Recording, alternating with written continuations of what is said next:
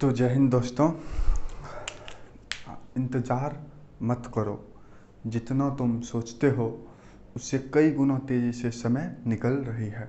तो आज की टॉपिक पे चलते हैं कि किस नदी का उद्गम केंद्र कहाँ है, मोहाना कहाँ है और नहर किस नदी से कौन सी नहर बनी हुई है। तो बिहार विशेष की ये पहली नदियाँ, इधर हम नदियाँ लिखेंगे, इधर उद्गम केंद्र मोहाना। तो गंगा जो है, सबसे पहले गंगा का उद्गम केंद्र गंगोत्री है और इनका मोहाना बंगाल की खाड़ी में। पहले लेक्चर में बताए थे गंगा का उद्गम केंद्र जो है गंगोत्री है और मोहाना बंगाल की खाड़ी। गंडक जो है मध्य हिमालय नेपाल से उद्गम केंद्र है, मध्य हिमालय नेपाल। गंडक का उद्गम केंद्र मध्य हिमालय नेपाल। और मोहाना जो है, मोहाना पहलेजा घाटी में जाके मोहाना है। अब उद्गम केंद्र किसको कहते हैं, सबसे पहले यहाँ पे जानना जरूरी है। उद्गम केंद्र यानी जहाँ से निकलता है, कोई भी नदी जहाँ से निकला हो उसे हम उद्गम केंद्र कहते हैं। मोहाना जहाँ जाके कोई समुद्र या सागर में मिल जाती हो उसे हम मोहाना कहते हैं। तो third number Ganga first, second Gandak और थर्ड नंबर घाघरा जो है नमपा सैनी नेपाल से निकलता है।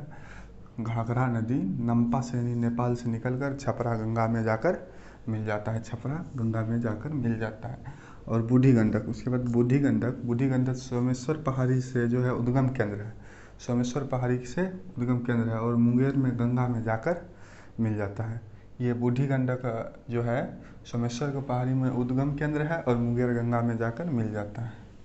अब उसके बाद कोसी जो है, कोसी जहाँ से निकलता है उसको सप्तकोशी कहते हैं, जो कि नेपाल में है। सप्तकोशी जो नेपाल में है और पूर्णिया गंगा में जाकर मिल जाते हैं। उसके बाद महानंदा हमा भारत सैनी नेपाल से निकलता है, कटिहार गंगा में जाकर मिल जाता है। उसके बाद सोन नदी अमरकंटक एमपी मध्य प्रदेश से निकलकर अमरकंटक मध्य प्रदेश से निकलकर दानापुर पटना यानी गंगा में जाकर समाहित हो जाती है, यानी को मोहाना कहते हैं। और कर्मनाशा जहाँ बताया गया था, जिस कर्मनाश हो जाता है जिस नदी में स्नान करने से, उसे कर्मनाशा नदी कहते हैं। कर्मनाशक नदी भी कहते हैं इसे, कर्मनाशक नदी भी कहते हैं इसे। और इसका जो है विंध्याचल पहाड़ी की जो है उद्गम केंद्र है, विंध्याचल पहाड़ी उद्गम केंद्र है। और चौसा गंगा में जाकर ये मिल जाती है। उसके बाद पुनपुन नदी जो है पठारी भाग मध्य प्रदेश से निकलती है और फतुआ गंगा में जाकर मिल जाती है। उसके बाद फल्गु नदी है छोटा नागपुर पठार से निकलकर गंगा टाल क्षेत्र में जाकर मिल जाती है। तो अब किस नदी पर किस नहर है, कौन सी नहर है, वो हम बताते हैं। अभी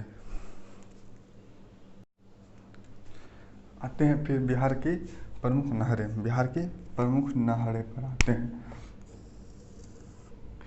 फिर से एक, कौन कहता है कोई काम मुश्किल हो, कोई काम ना तो मुश्किल होता है, ना ही आसान, ना ही easy.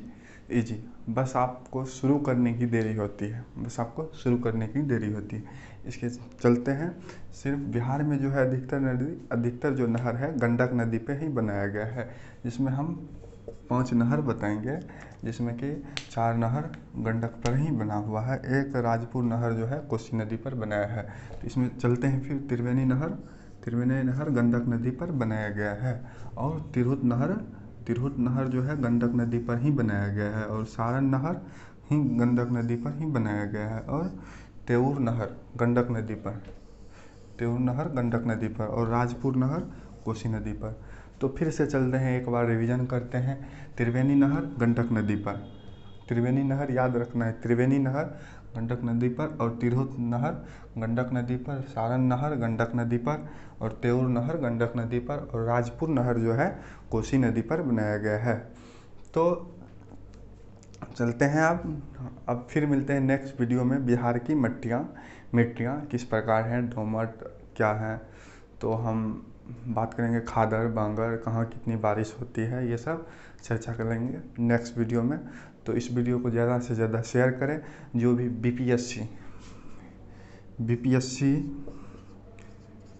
BPSC SI other state exam अगर तैयारी करते हैं तो ये वीडियो बहुत ही महत्वपूर्ण है। आपसे ज़रूर से ज़रूर क्वेश्चन पूछेगा इससे। और आप इस चैनल को सब्सक्राइब करें,